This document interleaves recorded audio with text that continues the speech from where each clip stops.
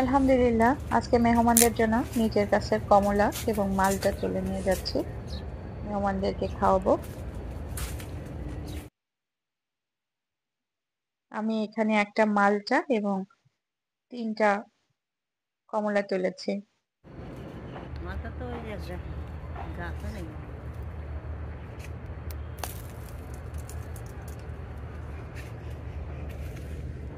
ওরে বাবারে, এইটা পারি। এই যে ধরেন, এটা ধরেন। এই যে এটা পারি, ধরেন।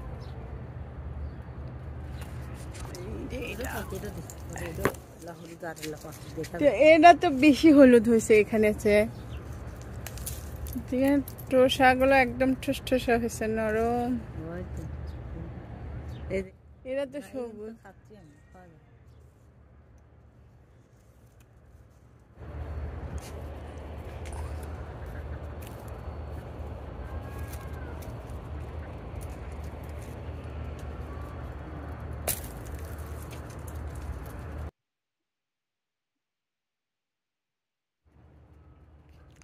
এইটাই পারে, নিজের লাল গাছের কমলা তুলতেও যেন কি একটা অসাধারণ ভালো লাগে, ভালোবাসা কাজ করে। মনে হচ্ছে শুধু দেখি, ছিঁড়তে ইচ্ছা করে না বাবা, আসলে। এগুলার বোটা শক্ত। আমি গত সেপ্টেম্বর মাসে আমার এই গাছগুলোর এবং এই ফলগুলোর একটা ভিডিও দিয়েছিলাম, আমার ফেসবুক পেজে দিয়েছিলাম। সেখান থেকে অনেকেই আমাকে জানতে চাচ্ছিল এই গাছগুলো আমি কিভাবে করেছি, এই ফল মানে ফলগুলো কিভাবে আসে, মানে ফলগুলো কেমন টিকে, মিষ্টি হয় কিনা বা টক হয় কিনা, মানে অনেক প্রশ্ন। তো আজকে আলটিমেটলি তাদের জন্য একটা ভিডিও করে ফেললাম। তো মনে হলো যে আমার ফেসবুক পেজেও বন্ধুদের সাথে একটু শেয়ার করি, এই জন্যই জাস্ট শেয়ার করা। দেখেন, আমি যখন করেছিলাম তখন এই কমলাগুলো কিন্তু একেবারেই সবুজ ছিল, গাছের পাতার সাথে মিলে ছিল, দেখা যাচ্ছিল না। আজকে কিন্তু একেবারে স্পষ্ট বোঝা যাচ্ছে নভেম্বর মাসে একদম পুরো পেকে যাচ্ছে, আর হয়তো এক সপ্তাহখানে গেলেই এগুলো পুরোপুরি পেকে যাবে।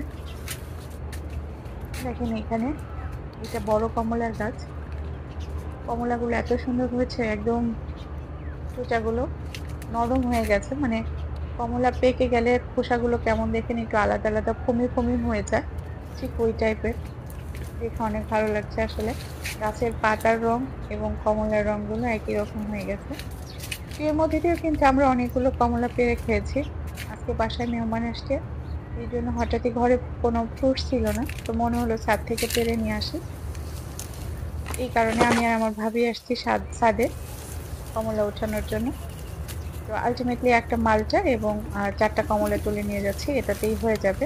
এই যে দেখেন, এটা আরেকটা চায়না কমলার গাছ, কি